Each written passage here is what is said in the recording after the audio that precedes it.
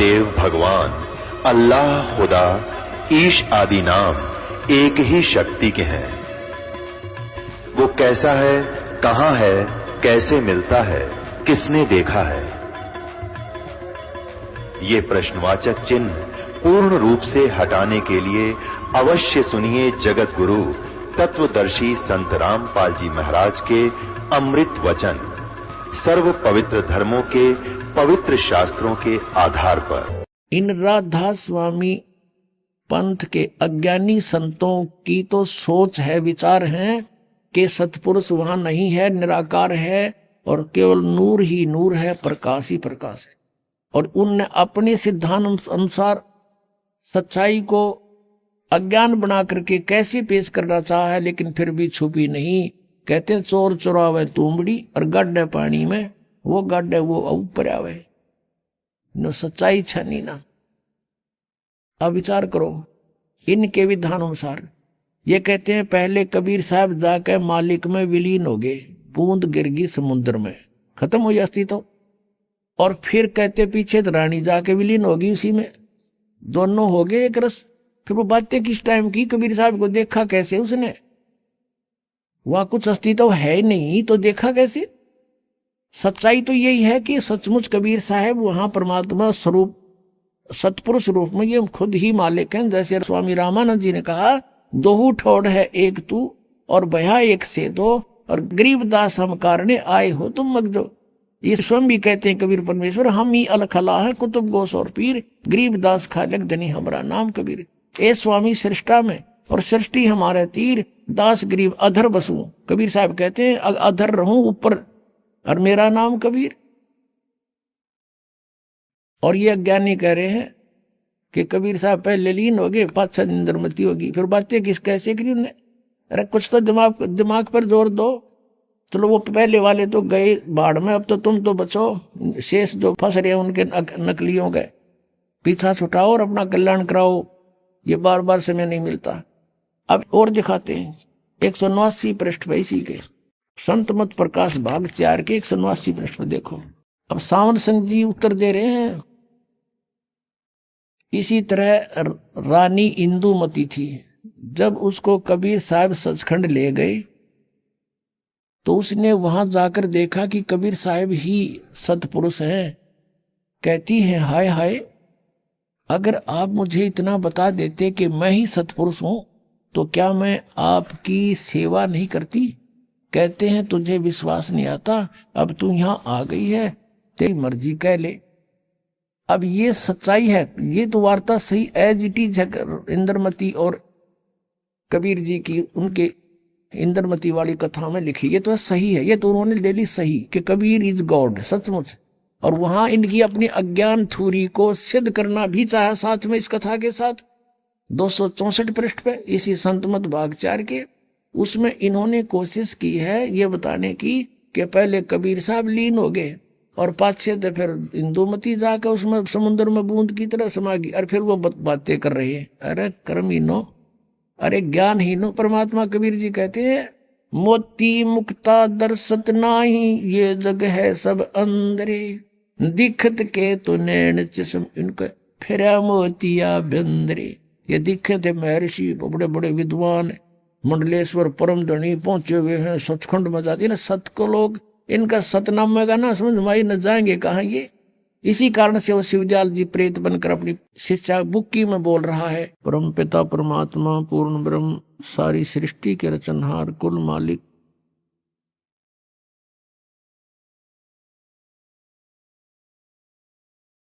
कबीर परमेश्वर जी अपनी प्यारी आत्माओं को अपनी जानकारी देने के लिए स्वयं ही प्रकट होते हैं, यहाँ पर आते हैं।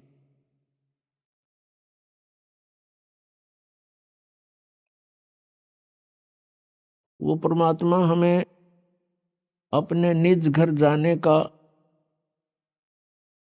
विधि विशेष मार्ग स्वयं ही बताते हैं।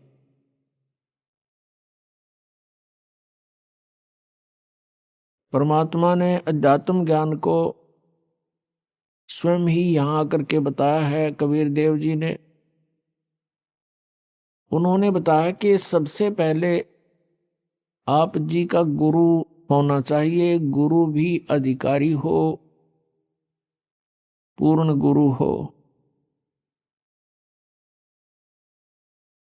और विदाउट गुरु, गुरु के बगैर कोई भी साधना आप करते हो वो यूजलेस होती है। गुरु बिन माला फेरते, गुरु बिन देते दान, गुरु बिन दोनों निष्फल हैं, चाहे पूछो वेद पुराण। राम कृष्ण से कौन बड़ो, उन्हों भी गुरु कीन, तीन लोक के वे धनी, गुरु आगे आधीन।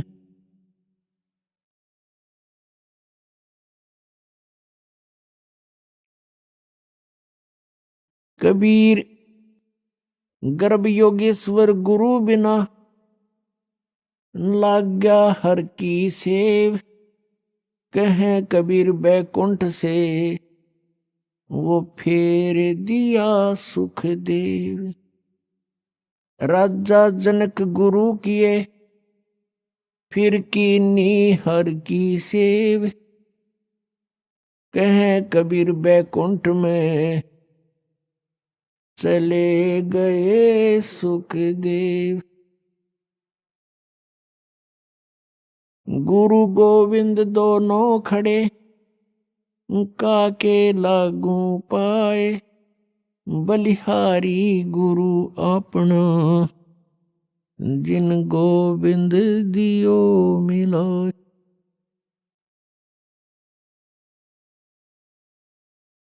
कबीर परमेश्वर जी स्वयं आकर के यथार्थ ज्ञान सुनाते हैं। वो बता रहे हैं कि गुरु के बिना यदि तुम साधना भी करते हो आपकी यूजलेस है, आपको इसका बहुत भयंकर पाप लगेगा, आपका जीवन व्यर्थ हो जाएगा।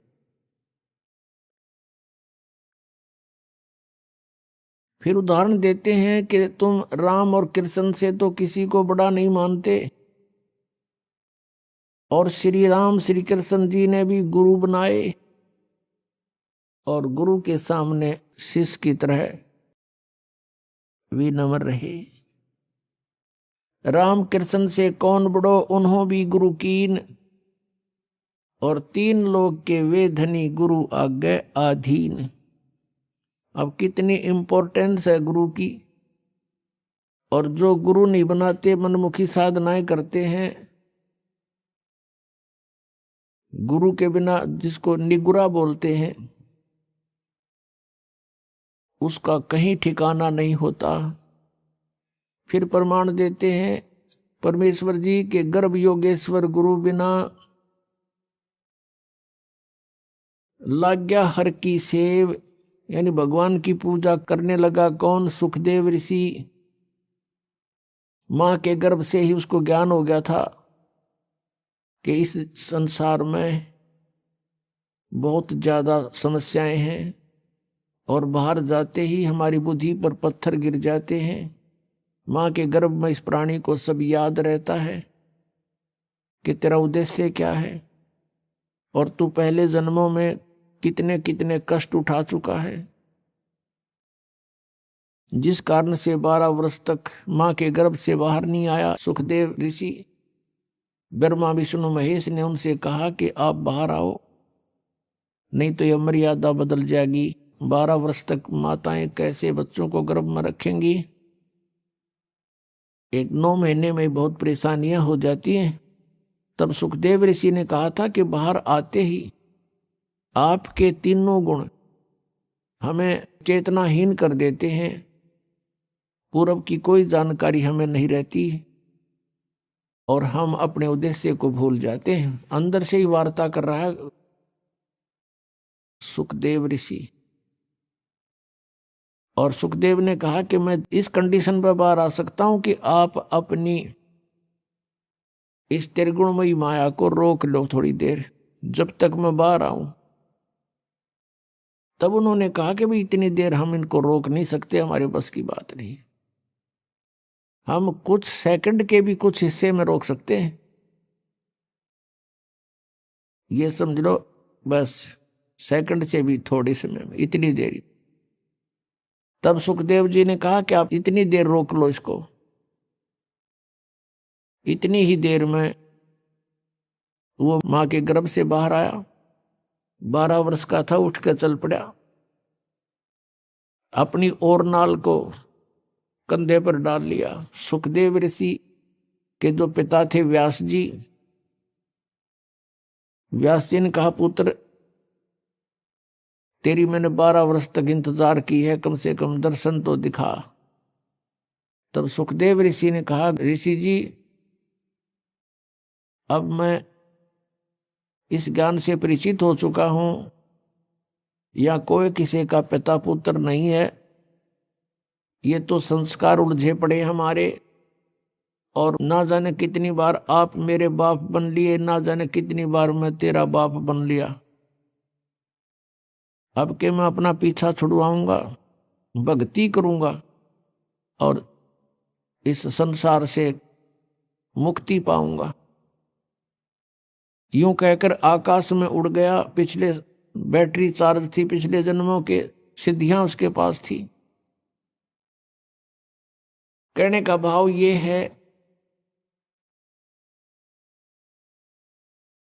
कि वो सुखदेव ऋषि फिर अपने आप उस सिद्धि प्राप्त से, हल्दी की गांठ से पंसारी बन गया। पिछले जन्म की उसकी भक्ति की शक्ति कमाई थी, जिस कारण से वो आकाश में उड़ जाता था, इंद्र के लोक में चला जाता था। वहां के ऋषि महर्षि, वहां के देव उसका बहुत सत्कार करते थे। एक दिन इसी भ्रम में सुखदेव ऋषि विष्णु जी के लोक में चला गया। एक स्वर्ग होता है प्रत्येक लोक में, रेस्टोरेंट जिसको कहते हैं, और स्वर्ग के अंदर उस रेस्टोरेंट में उसी व्यक्ति को अलाउड होता है जिसका कोई मान्यता प्राप्त गुरु हो। बिना गुरु के व्यक्ति को स्वर्ग में स्थान नहीं। जब सुखदेव ऋषि उस होटल में प्रवेश करने लगा, रेस्टोरेंट में, पहरेदारों ने मना कर दिया कि आपका गुरु कौन है ऋषि जी। सुखदेव ने कहा कि मुझे गुरु की आवश्यकता नहीं, मैं अपनी मर्जी से, अपनी शक्ति से यहां उड़ के आ गया हूं। पहरेदारों ने कहा कि बिल्कुल नहीं, आप अंदर नहीं जा सकते। भगवान विष्णु का आदेश है कि बिना गुरु का व्यक्ति स्वर्ग में प्रवेश नहीं कर सकता। अब सुखदेव ऋषि ने कहा कि मेरी विष्णु जी से बात कराओ। इतना अंडी पाक रहा था। अब सुखदेव ऋषि ने सोचा था कि विष्णु जी मुझे शाबाशी देंगे और कमर थपथपावेंगे, वाह महर्षि वाह, बहुत अच्छी भक्ति की, पहुंच गया स्वर्ग में, उड़ का आ गया। विष्णु जी के पास ये बात गई। विष्णु जी अपने घर से बाहर आए, महल से। सामने सुखदेव ऋषि खड़े थे बाहर। विष्णु जी के पास जब ये बात गई कि एक सुखदेव नाम का ऋषि मृतलोक से आए हैं और स्वर्ग में प्रवेश करना चाहते हैं, उनका कोई गुरु नहीं है, भगवान आपका क्या आदेश है। तो विष्णु जी ने कहा कि आदेश मेरा फाइनल है, आज को नया आदेश नहीं है, बस पार्क दो, उसको मना कर दो। उन्होंने कहा जी हमने मना कर दिया है। वो कहता है मैं यही रहूंगा जब तक मेरी विष्णु जी से बात नहीं होगी, तब तक मैं वापस नहीं जाऊंगा।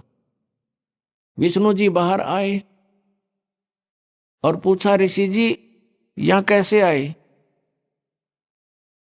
अब सुखदेव ऋषि ने सोचा था भगवान बड़े खुश होंगे। भगवान के बोलने के लहजे से वो समझ गया कि ये खुश नहीं है। तब सुखदेव ऋषि ने कहा कि मैं स्वर्ग में विश्राम करने आया हूं। विष्णु जी ने पार्षदों से पूछा भाई क्यों, आपने क्यों मना कर दिया इसको, इनको, ऋषि जी को। पार्षदों ने फिर दोबारा दोहराया कि भगवान इनने कोई गुरु नहीं बना रखा, ये बिना गुरु के हैं। तो विष्णु जी ने कहा क्यों ऋषि जी, आपका कोई गुरु नहीं, अक नहीं जी, तो फिर आप प्रवेश नहीं कर सकते स्वर्ग में। अब सुखदेव ऋषि ने और अभिमान की डींग मारी, ने बोला जी पृथ्वी के ऊपर मेरे बराबर कोई और संत नहीं, मेरे जैसा शक्ति युक्त नहीं, मैं किससे उपदेश लूं।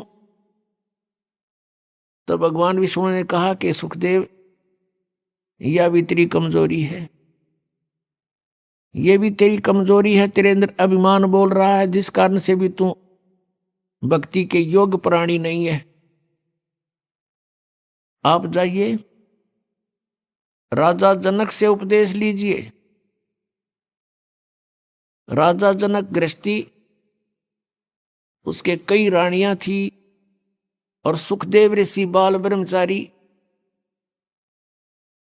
अब उसने न्यू कह करके कि आप जाइए और राजा जनक से उपदेश लीजिए, फिर साधना कीजिए, उस भक्ति की शक्ति से यहां आइए। यूं कहकर भगवान विष्णु तो अपने महल में रिटर्न करके वापस चले गए। अब सुखदेव ऋषि ने सोचा भाई बड़ी बात हुई है, तो राजा जनक गृहस्थी भाई और कैसे शीश निभाऊं जाई। अब ये दो सन्यास ले लेते हैं, साधु संत बन जाते हैं, लाल कपड़े पहनकर जटा वटा रखा के। ये अपने आप को सुपीरियर मानते हैं और आम जनता गृहस्थियों को ये हे समझते हैं। इनकी इतनी बुद्धि खराब हो जाती है, और ये इनकी अपनी सोच है। पिछला इतिहास देख लो, जिन भी महापुरुषों ने परमात्मा पाया और जिनके आज गुण गाए जाते हैं, वो सभी गृहस्थी थे, बाल बच्चेदार थे। आदरणीय धर्मदास साहिब जी, आदरणीय मुल्कदास साहिब जी, आदरणीय नानक साहिब जी, एक दादू साहिब जो थे वो बाल बच्चे नहीं थे उनके। आदरणीय गीसादास साहिब जी, आदरणीय गरीबदास साहिब जी, गांव छुरानी, जिला झज्जर वाले। तो कहने का भाव ये नहीं है कि बाल बच्चेदार गृहस्थी व्यक्ति पार नहीं हो सकता, और ये भी नहीं है कि जिसने शादी ब्याह ना करवाया वो भी पार नहीं हो सकता। सत भक्ति करनी पड़ेगी, मर्यादा में रहना पड़ेगा, और तो दोनों ही पार हो सकते हैं। तो यह भूल थी सुखदेव के। अगले दिन वहां से वापस आ गया, फिर उसी स्वर्ग में गया, कोमन स्वर्ग जो इंद्र वाला है। वहां पहुंचा तो सुखदेव का मुख कुछ ढीला था, चेहरे पर पहले वाली शोभा रौनक नहीं थी। ऋषियों ने कारण पूछा, वहां देवताओं ने, कि ऋषि जी क्या बात है, आज तो कुछ मुंह लटका रखा आपने, आपको क्या टेंशन हो गई है। तब सुखदेव ऋषि ने कहा, क्या क्या बताऊं, एक समस्या अड़गी। मैं भगवान विष्णु के लोक में गया था और वहां मुझे स्वर्ग में प्रवेश से मना कर दिया। इस बात को सुनकर अन्य जो ऋषिवर थे वहां बैठे थे देवता, वो कहने लगे, सुखदेव बात बताओ। भगवान विष्णु तो बड़े प्रसन्न होते हैं साधु संतों को देख करके, कोई गलती गड़बड़ है वह बता। तब सुखदेव ने बताया कि उन्होंने इसलिए मना कर दिया कि मेरा गुरु नहीं था।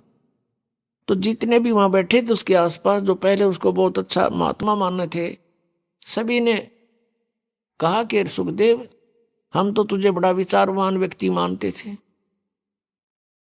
और आज आप निगुरे फिर रहे हो, धिक्कार है तेरे जीवन को। और दूसरी बात, एक बात बता, जो भगवान ने भी तुझे कह दिया कि गुरु बना, अब अग्रम अग्रम कैसी रखे हुए तू। तब सुखदेव ऋषि ने कहा कि एक समस्या आ गई। भगवान विष्णु जी ने कहा कि राजा जनक से नाम ले ले, और कहते राजा जनक गृहस्थी भाई और कैसे शीश निभाऊं जाई। सुखदेव बोले, वचन विवेका, हमने स्त्री का मुंह नहीं देखा। अब वो ऋषि कहने लगे, भाई एक बात बता, जब भगवान विष्णु ने कह दिया तेरे तुम वहां नाम ले तू जाके, और फिर भी आप ऐसी बातें कर रहे हो। देखो, बिना गुरु के आपके पिछले जो संस्कार हैं, आपकी भक्ति शक्ति है, ये कुछ दिन चलेगी, सदा नहीं रहेगी। और अगले जीवन में गधे की योनि में भी जा सकता है प्राणी। अब इतना सुनते ही उसका कलेजा हिल गया। और कुछ मेर भगवान की होती है विशेष। तो सुखदेव ऋषि को अपने पिछले जन्म की बातें याद आ गई। यह भी रजा भगवान की थी उस पर। उसकी बुद्धि ऑन कर दी, अंतर से उसका वह फिल्म चालू कर दी, उसको पिछले जन्म दिखाई देने लगे। वो देख रहा अपने बीते हुए जीवनों की मूवी अंदर अंतःकरण में। उसने क्या देखा कि एक बार गधे की योनि भोग रहा है, अंधा हो गया, उसको छोड़ दिया, मालिक ने मारा, लठ निकाल दिया। घर अंधा होने के बाद एक पगडंडी पर चला जा रहा है जंगल में, आगे एक नाला था, उसमें गिरने लगा तो छलांग लगानी चाहिए, बीच में फंस गया। नाला थोड़ा ही था, आगे मुंह टिक गया, पीछे पीठ, बैक साइड मड़ गया, टांग लटके नाले में, आगे पीछे फेट हो गया उसके ऊपर नाले में। और 1 हफ्ते तक भुगत कर मरा, किसी ने नहीं निकाला। आने जाने वाला आदमी इक्का दुक्का आता था, वो निकाल नहीं सका उसको, और उसके ऊपर पैर रखकर पुली बना के पार हो जा, उसकी पुल बना लिया। इस दृष्टांत से उसका कलेजा हिल गया, रोम रोम कांप गया। सुखदेव ऋषि उसी से में उठकर चल पड़ा। फिर भी मन बड़ा उस्ताद है, अपने पिताजी व्यास जी के पास आया, व्यास जी से प्रार्थना की कि हे ऋषिवर, क्या गुरु के बिना मोक्ष नहीं हो सकता? अब व्यास जी ने कहा कि नहीं बेटा, गुरु के बिना मोक्ष नहीं हो सकता, कोई भी साधना सफल नहीं हो सकती, मोक्ष तो दूर की बात है। तब सुखदेव ऋषि ने कहा कि हे पिताजी,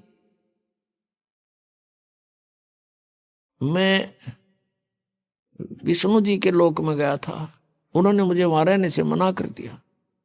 व्यास जी ने फिर यही बात दोहराई कि कारण बता।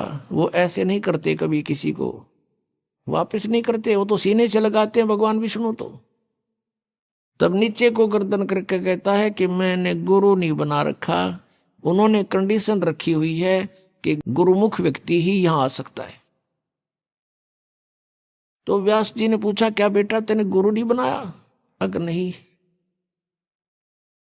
अब व्यास जी कहने लगे, बेटा मैंने ये सोचा था पुत्र कि मेरा नाम रोशन करेगा। अरे तूने तो नरक में जाने की तैयारी कर ली, इतना समय खो दिया, और मुझसे तू चला गया था, दर्शन भी ना दिए थे। चल मैंने सब्र कर लिया था, मेरा पुत्र अपनी भक्ति करके कल्याण करवा लेगा। अरे तू तो नरक की टिकट ले ली तूने। कहते हैं जो विद्वान पुरुष होते हैं एक ही हिसाब की बातें करते, उसमें अग्रम अग्रम नहीं होती, कोई कंसेशन नहीं होती। तो सुखदेव ऋषि ने कहा कि भगवान ने एक समस्या पैदा कर दी। उन्होंने कहा कि तू राजा जनक से नाम ले ले, और राजा जनक तो बाल बच्चेदार है, उसकी कई रानियां हैं। अब मैं उसको कैसे प्रणाम करूंगा गुरु रूप में? व्यास जी ने माथे का हाथ मारा। अरे भले आदमी, तेरा जन्म गृहस्थी तो होया, मैं गृहस्थी, मेरा बाप गृहस्थी, तेरे दादे परदादे सारे गृहस्थी, उनके बिना तेरा जन्म कहां से होता? और जब भगवान ने ये कह दिया और तू फिर बकवाद कर रहा है, तू ऋषि तो छोड़, तो एक आम जनसाधारण भी नहीं है। इतनी कड़वी बात अपने पुत्र को कहनी पड़ी उसके हित के लिए ऋषि व्यास जी ने। और पुत्र जाके पैर पकड़ ले राजा जनक के, महापुरुष हैं 1 नंबर के। अपने आत्मा कहते मरता क्या नहीं करता, वहां से आ गया, राजा जनक के पास आया। शाम का समय था। राजा जनक ने कहा अपने नौकरों से कि भी महापुरुष आए हैं, आसन लगा दो। अब वो नौकर लगे उनका ऊंचा आसन लगाने के लिए तैयारी करी, कपड़े उपड़े लाए। तब सुखदेव जी ने कहा कि नहीं महाराज जी, मैं तो जमीन पर बैठूंगा।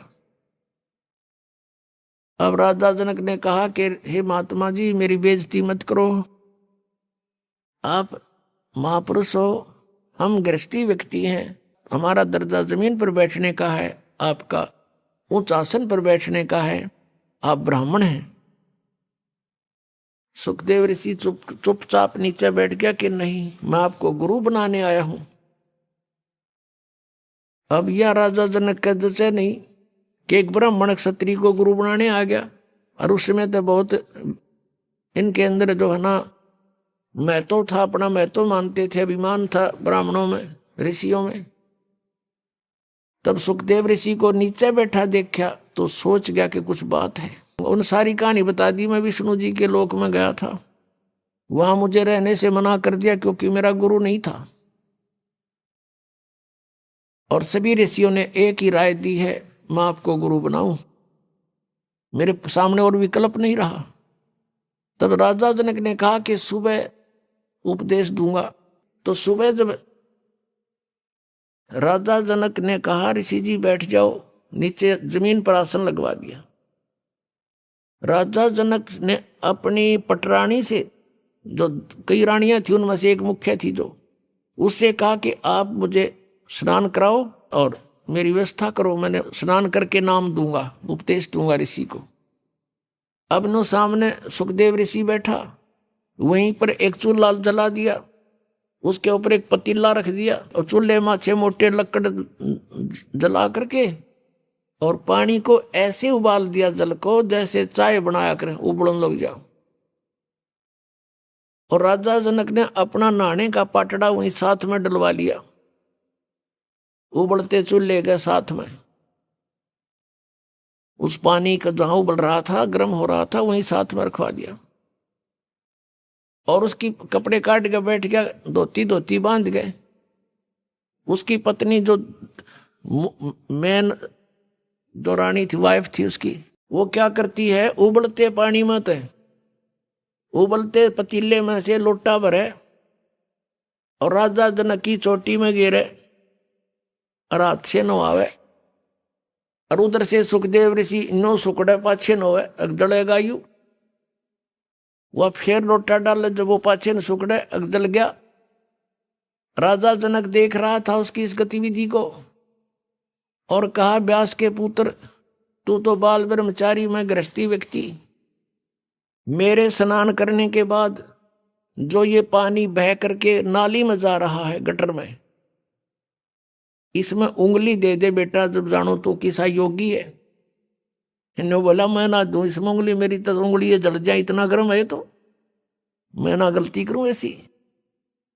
कहते हैं राजा विहंस दे जब तारी और मुझे स्नान करावे नारी, ऐसा योग कमाया पूता, क्या बहा जो इंद्री दूता। इंद्री कर्म लगाओ किसके, जैसे जिव्या लेप नहीं मधुरस के। अब राजा जनक से उपदेश लेकर सुखदेव जी ने फिर अपनी साधना की। वो फिर स्वर्ग में गया, यानी स्वर्ग तक भी जाने का जो मार्ग है वो गुरु के बिना नहीं हो सकता। और हमने जाना सतलोक, तो क्या कहते हैं इसके विषय में परमेश्वर कबीर जी ने हमें उदाहरण दिया कि गर्भ योगेश्वर गुरु बिना, वो लाग गया हर की सेव, भगवान की पूजा करने लगा। कह कबीर बैकुंठ से वो फेर दिया सुखदेव, राजा जनक गुरु किए फिर कीनी हर की सेव। कह कबीर बैकुंठ में फिर चले गए सुखदेव। पुणात्माओं, परमात्मा स्वयं आए लगभग 600 वर्ष पहले। सन 1398 में सतलोक से चल करके आए थे परमात्मा, और लहर तारा तालाब में एक जंगल में कमल के फूल पर विराजमान हुए थे।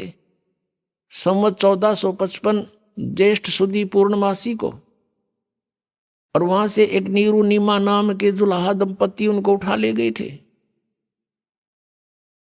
और फिर धीरे धीरे परमात्मा बड़े हुए तो बचपन से ही अपने तत्व ज्ञान का प्रचार शुरू किया था। इस मर्यादा को बनाए रखने के लिए कि गुरु के बिना बात नहीं बनेगी। वैसे परमेश्वर को कोई आवश्यकता नहीं थी गुरु बनाने की, उन्होंने इस मर्यादा को दृढ़ करने के लिए कि गुरु के बिना बात नहीं बनेगी, नहीं तो आने वाले समय में ये काल के दूत ये कहने लग जाएंगे कबीर जी ने कौन सा गुरु बनाया था। इसलिए परमेश्वर कबीर जी ने स्वामी रामानंद जी ब्राह्मण को गुरु बनाया। ये ब्राह्मण लोग अन्य जाति के व्यक्तियों को उपदेश नहीं देते थे, इनसे नफरत किया करते थे। परमात्मा जब 5 वर्ष के हुए,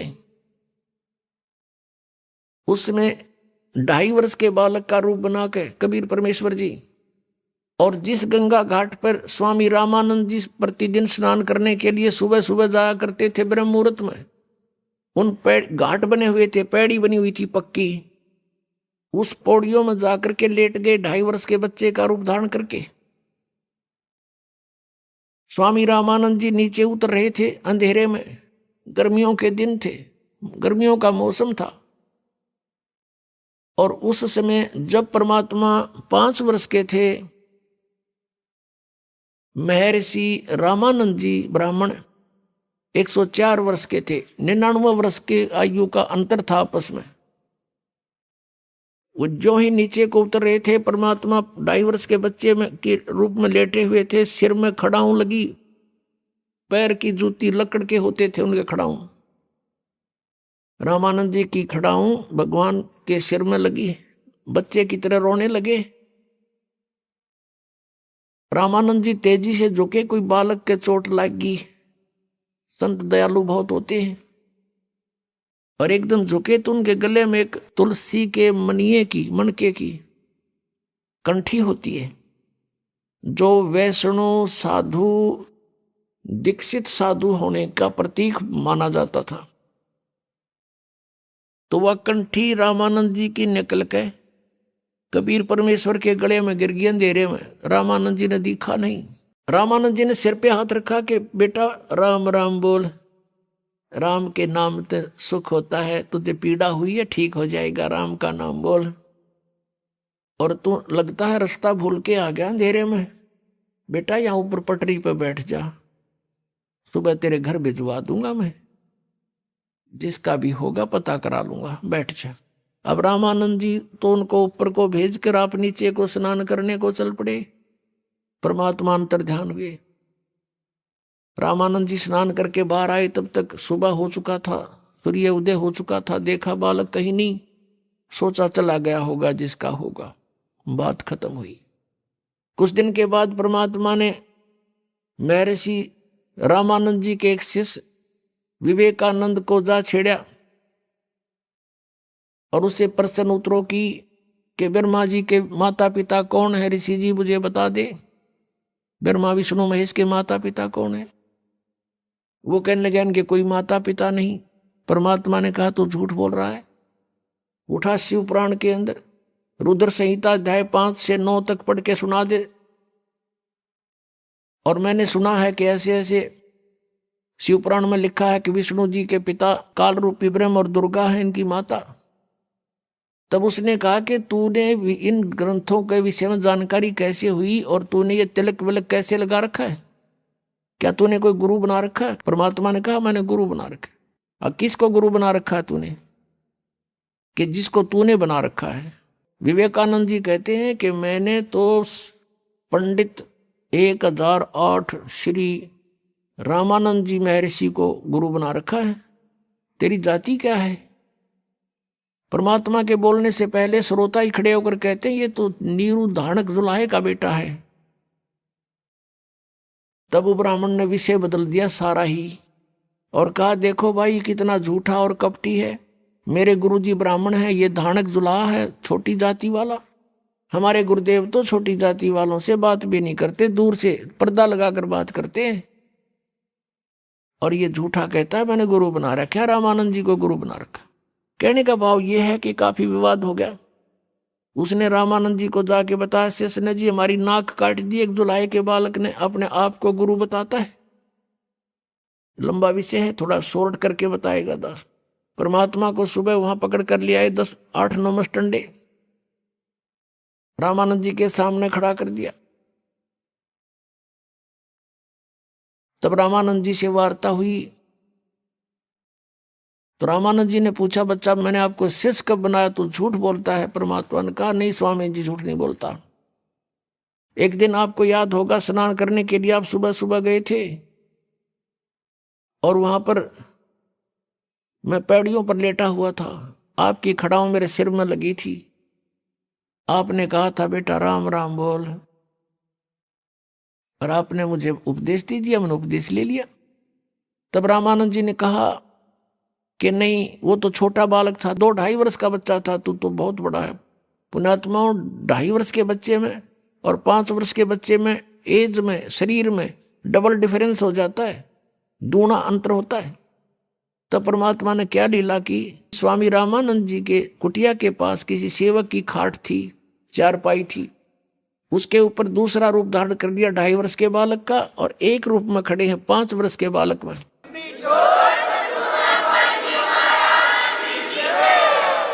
सामने चारपाई पर आप देख रहे हो, छोटा रूप धारण कर लिया 2-2.5 वर्ष के बच्चे का, और स्वयं ये खड़े हैं परमात्मा माला डाले 5 वर्ष के बालक की उम्र में। अब रामानंद जी ने 6 बार छोटे रूप की तरफ देखा, चारपाई की तरफ, और 6 बार बड़े रूप की तरफ देखा 5 वर्ष की आयु वाले पर। आंखें मलमल कर देखा कि मुझे धोखा तो नहीं लग रहा है, आज तक पहली बार देख रहा हूं ऐसी लीला। इतने में क्या हुआ, परमात्मा ने सोचा ये बुजुर्ग ना समझा इस बात ने। वहां से वो बच्चा 2.5 वर्ष की आयु का शरीर वाल उठा और 5 वर्ष के बालक में देखते देखते समा गया, अकेले रह गए परमात्मा।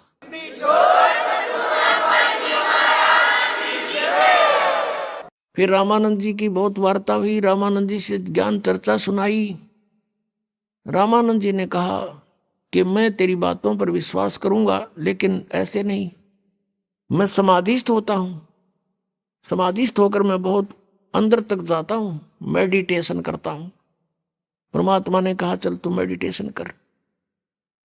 रामानंद जी ने ध्यान लगाया और पहुंच गया। कहते हैं, योग युक्त प्राणायाम कर जीता सकल शरीर, और त्रिवेणी के घाट पर अटक रहे बलबीर।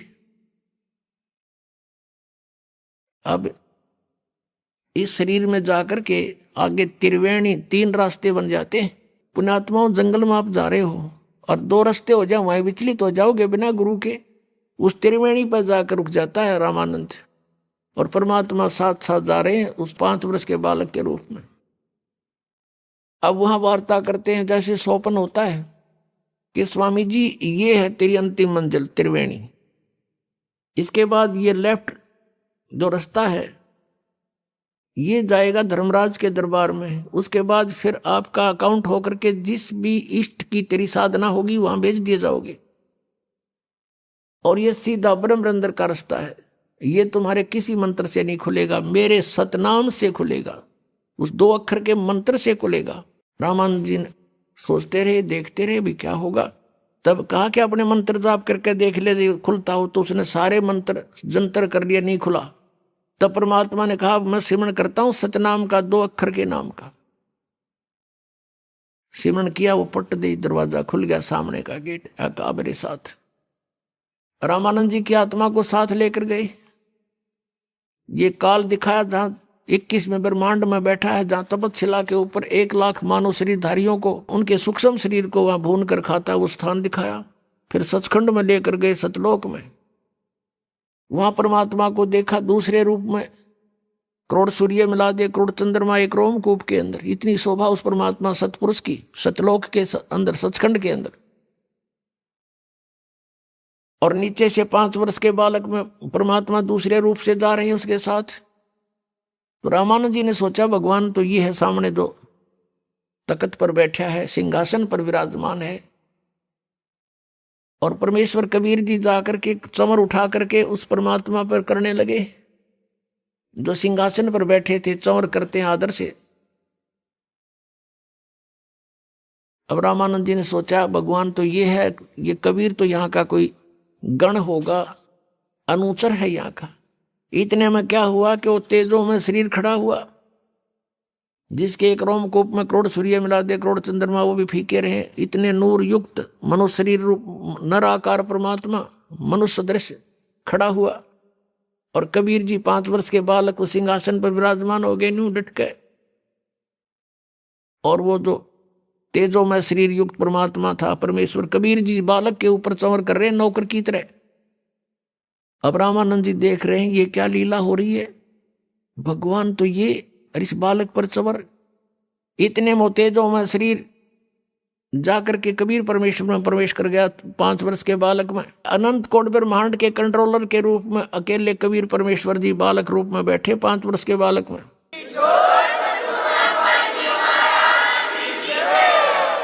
अब रामानंद जी कहते हैं, देखते हैं चारों ओर। तब परमात्मा ने कहा, रामानंद मैं पूर्ण परमात्मा हूं, परम अक्षर ब्रह्म हूं, और तुम भगवान को निराकार बताते हो, वेदों को पढ़ते हो, गीता को पढ़ते हो, और पुनः पढ़ना उन वेदों को। उसमें लिखा है कि परमात्मा नर आकार है और ऊपर ध्रुवलोक के तीसरे पृष्ठ पर विराजमान है, वो मैं ही हूं। अब रामानंद जी ने देखा सारा नजारा, सचमुच हम तो डरे डोए थे। वहां से वापस छोड़ दिया रामानंद जी को, उनकी आत्मा वापस भेज दी। वापस आया, झटका सा लगा एकदम, देखा चारों ओर तो सामने 5 वर्ष के बच्चे के रूप में फिर विराजमान है।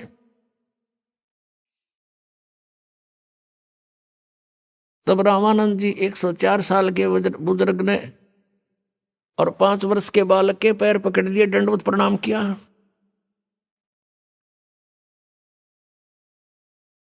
और कहा कि तुम साहेब, तुम संत हो, तुम सतगुरु, तुम हंस, गरीबदास तुम रूप बिना और न दूजा अंश। दोहु ठोर है एक तू भया एक से दो। रामानंद जी कहते हैं, गरीबदास हम कारणे तुम आए हो, मग जाओ वहां से चलकर हमारे लिए ही आए हो। तुम स्वामी में बाल बुद्धि, ओए होए कर्म भ्रम कियो नाश। गरीबदास पूर्ण पुरुष, निज ब्रह्म तुम, मेरा हो गया दृढ़ विश्वास। तुम स्वामी, रामानंद जी 104 वर्ष के वो विद्वान पाक रहे थे, और बनारस के अंदर उसने 52 दरबार लगा रखे थे, 1400 ऋषि उपदेशक बना रखे थे शिष्य रामानंद जी ने। अब वो कहता है 5 वर्ष के बालक के चरण पकड़ के कि तुम स्वामी, तुम मालिक, और मैं बाल बुद्धि। आज तक जो हमने वेदों और गीता को जैसा जाना था, हमारी बुद्धि तो बालक जैसे ज्ञान युक्त थी, आपके इस तत्व ज्ञान के सामने और आपको ने प्रत्यक्ष दिखा दिया। तुम स्वामी में बाल बुद्धि, भ्रम कर्म कियो नाश, और गरीबदास निज ब्रह्म तुम, वो तत्ब्रह्म आप ही हो, मेरा हो गया दृढ़ विश्वास। उसमें कबीर परमेश्वर ने कहा था, रामानंद जी आप मेरे गुरु हो, ऐसा ना करो, मुझे लज्जित मत करो। तब रामानंद जी ने कहा कि हे भगवान, अब ये दास आपको खूब पहचान चुका है। तब सारी बात से परिचित कराया कबीर परमेश्वर ने कि आप मेरे गुरु बने रहो, ये मेरा आदेश मान लो, एज ए गॉड मान लो। क्योंकि आने वाले समय में सारी बात से परिचित कराया, सब ज्ञान समझा उसको कि मैं जब सतलोक से चलकर आया, अपने पुत्र सहजदास का रूप बनाकर जोगजीत का रूप बनाया फिर दूसरी बार, तो ये काल मिला मुझे। इसने मेरे से वायदा करवाया था, मेरे से वचन ले लिए थे कि 3 युगों में जीव कम ले जाना, और चौथे युग कलयुग में तू कितने ही प्राणी ले जाना तुम। ये मुझे अपना भाई समझ रहा था, इसलिए मुझसे वाद विवाद कर रहा था। फिर इसने वचन भी मुझसे लिए, तो मैंने इसको वचन दे रखा है कि कलयुग में मैं अपने हंसों को ले जाऊंगा। और इसने एक प्रार्थना और की थी मेरे से कि जो आपके ज्ञान को जाने माने तो आपका।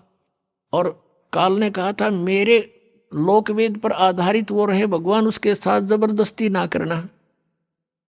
तो हमने इसको तथास्तु कह दिया था कि ठीक है, जो हमारे ज्ञान को मानेगा उसी को हम अपना ज्ञान समझाएंगे और उसको नाम देंगे, और जो हमारे ज्ञान को छोड़ देगा वो आपका ही होगा, काल का ही होगा। और जो गलत साधनाएं करेगा वो भी आपका ही होगा, काल का होगा।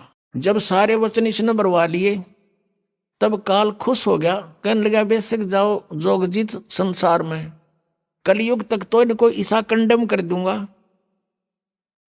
कोई भक्ति योग नहीं रहेगा।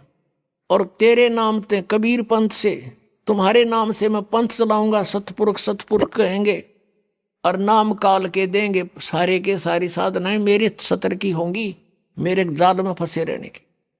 और जिस समय तुम्हारा कोई दूत जाएगा, संत जाएगा प्रचार के लिए, या तुम जाओगे जोगजीत, उस समय तक तो मैं 12 पंथ तो अलग चला दूंगा, काल के कबीर पंथ से नकली, और अनेक पंथ में चलाऊं, इस विध जीवों को भरमाऊं। 12 पंथ करूं मैं साजा, नाम तुम्हारा ले करूं आवाजा। 12 पंथ नाम जो ले ही, मेरे मुख में आन समोही। और अनेक पंथ में चलाऊं, यावद जीवों को भरमाऊं। तो ये राधा स्वामी पंथ, धन धन सतगुरु सच्चा सौदा जगमाल वाली और सिरसा वाला पंथ, और ये जय गुरुदेव मथुरा वाला पंथ, ये ठाकुर जी महाराज, ये 5 नाम देते हैं सारे। यानी शिवदयाल जी के ही ज्ञान का सब कुछ इनके पास आधार है। और ये सब काल के चलाए हुए पंथ हैं।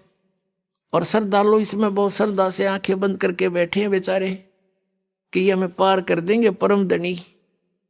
अरे इनका गुरु नहीं, ये जाएंगे कहाँ? कहते हैं परमेश्वर। गरीबदास जी ने कहा, फिर गरीबदास जी के विषय में आपको सुबह भी जानकारी दी थी, अब फिर देते हैं कि आदरणीय गरीबदास साहिब जी को परमात्मा मिले थे गांव छुड़ानी, जिला दद्दर, हरियाणा में।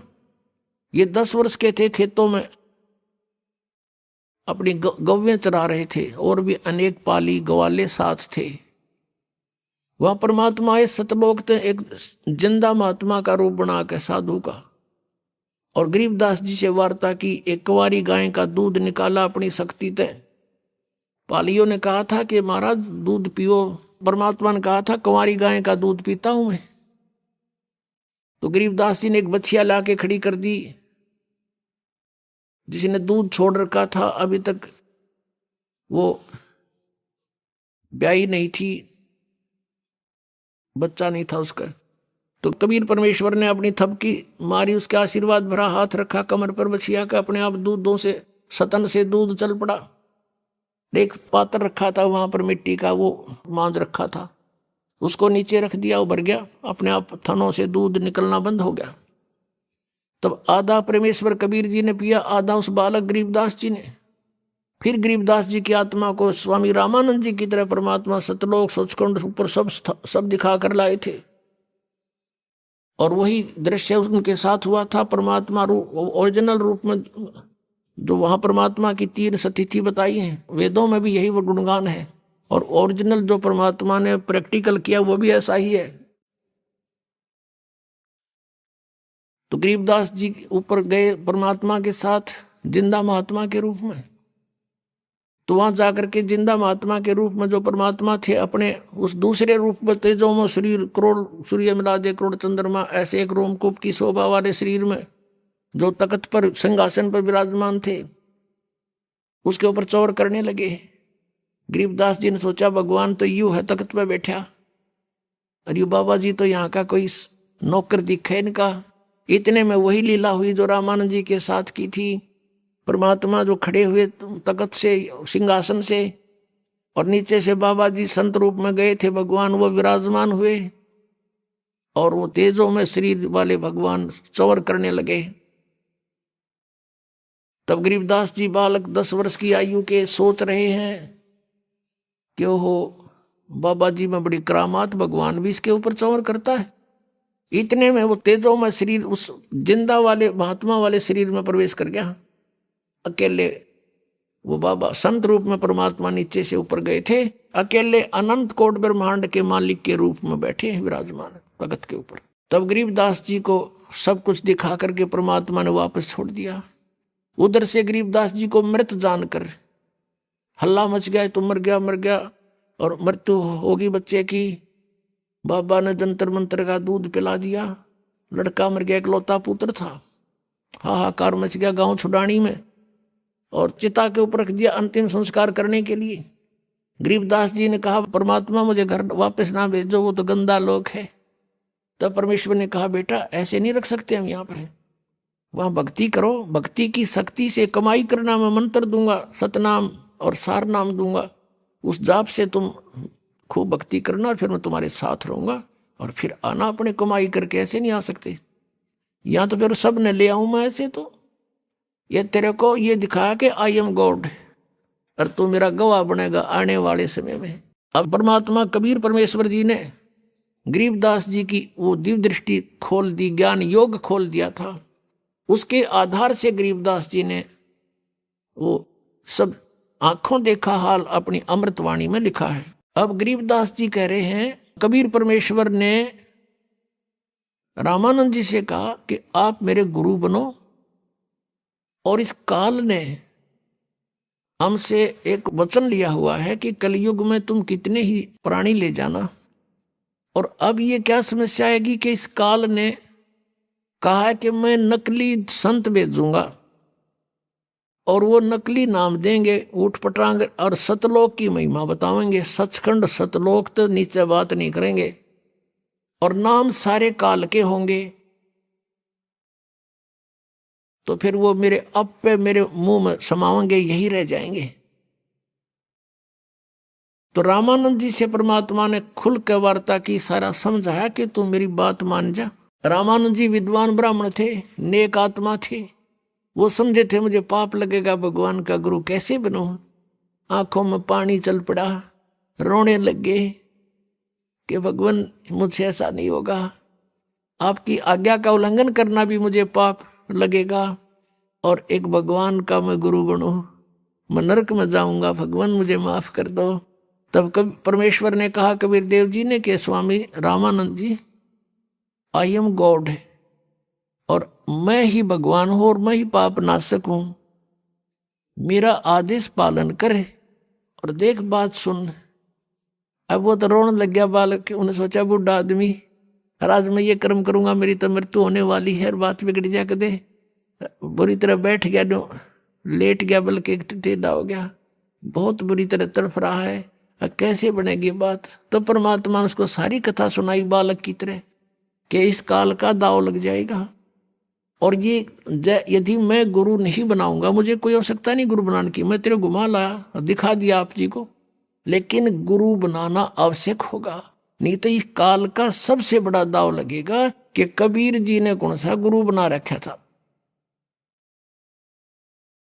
रामानंद जी की बहुत देर के बाद डांडस बंधा, हिम्मत हुई और कहा भगवान मुझे लज्जा बहुत आएगी जब मुझे गुरु कहोगे।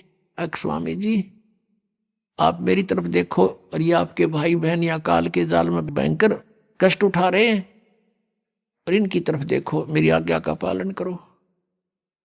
तब रामानंद जी ने स्वीकार कर लिया कि जो आज्ञा आपकी होगी वही करूंगा। तो ऐसे रामानंद जी परमात्मा के गुरु रूप में विराजमान रहे। आइए अब हम उन श्रद्धालुओं के अनुभव जानते हैं जो जगत गुरु तत्वदर्शी संत रामपाल जी महाराज जी से दीक्षा प्राप्त कर चुके हैं तथा उनके द्वारा बताए गए भक्ति मार्ग पर चल रहे हैं। नमस्कार जी। नमस्कार सर। क्या नाम है जी आपका? मेरा नाम शिखा दिवाकर है। शिखा जी आप कहाँ से हैं? डिस्ट्रिक्ट बलौदाबाजार, स्टेट छत्तीसगढ़ से। शिखा जी आपने संत रामपाल जी महाराज से नाम दीक्षा कब ली? 27 जनवरी 2019। शिखा जी क्या आप भक्ति साधनाएं भी करती थी? अगर आप भक्ति साधनाएं करती थी तो कृपया हमारे दर्शकों को बताएं कि आपने क्या क्या भक्ति साधनाएं की हैं।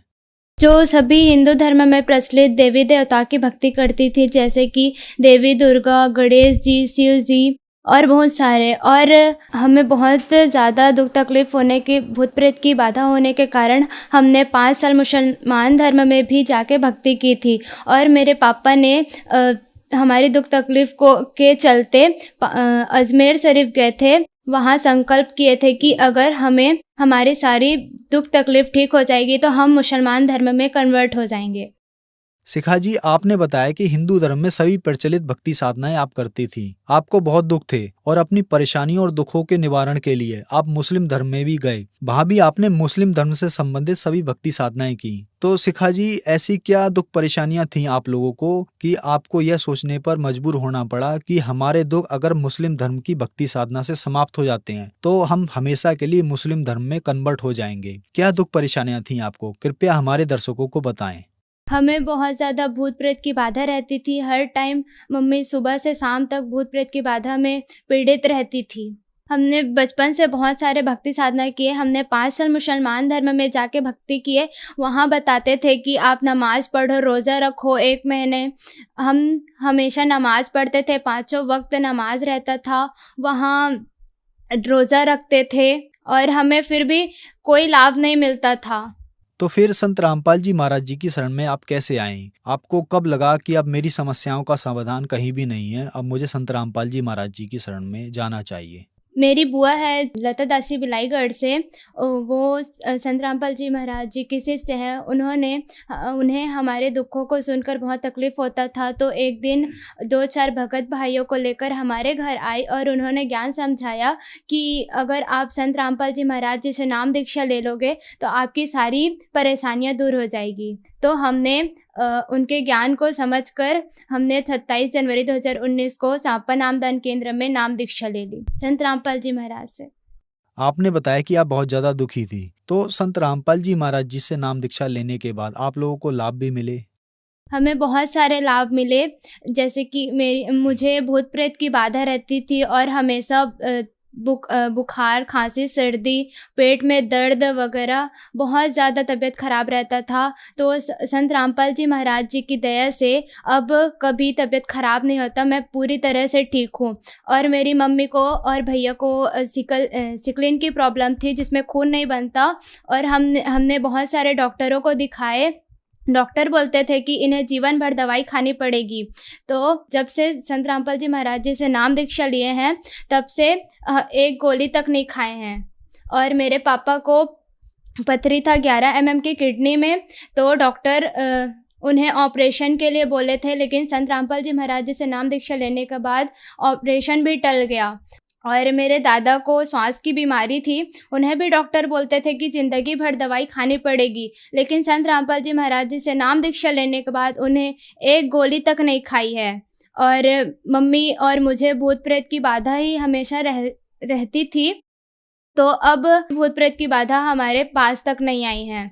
ये इतनी सारी रिपोर्ट है जो कि हमारे घर में सबको प्रॉब्लम रहती थी, उसकी रिपोर्टें हैं।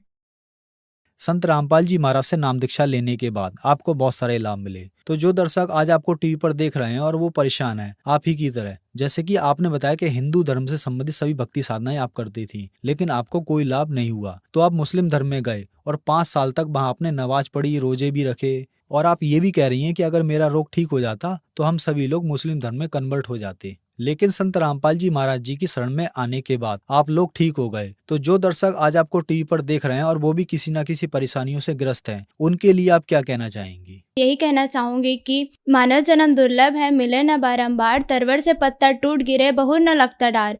जिस प्रकार की पेड़ से पत्ता टूट के गिर जाता है फिर दोबारा नहीं लगता, इसी प्रकार मानव जन्म बार बार नहीं मिलता। कबीर परमात्मा संत रामपाल जी महाराज जी के चोले में आए हुए हैं, आप उनसे उनके सत्संग सुने, पुस्तक पढ़ें और ज्ञान समझें, और नाम दीक्षा लेकर अपने सारे परेशानियां दूर करवा सकते हैं।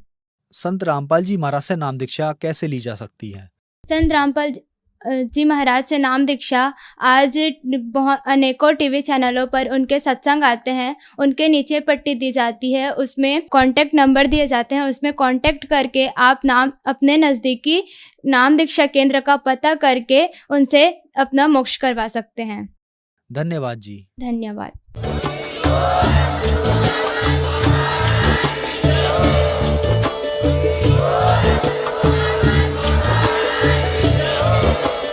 आप सुन रहे थे जगत गुरु तत्वदर्शी संत रामपाल जी महाराज जी के मंगल प्रवचन। अधिक जानकारी के लिए विजिट कीजिए हमारी वेबसाइट www.jagatgururampalji.org। संत रामपाल जी महाराज जी के शुभ आशीर्वाद से पूरे विश्व भर में 500 से भी ज्यादा नाम दीक्षा केंद्र हैं, जिन पर संत रामपाल जी महाराज जी द्वारा ऑनलाइन निःशुल्क नाम दीक्षा दी जा रही है। अपने नजदीकी नाम दीक्षा केंद्र का पता करने के लिए संपर्क करें 8222880541।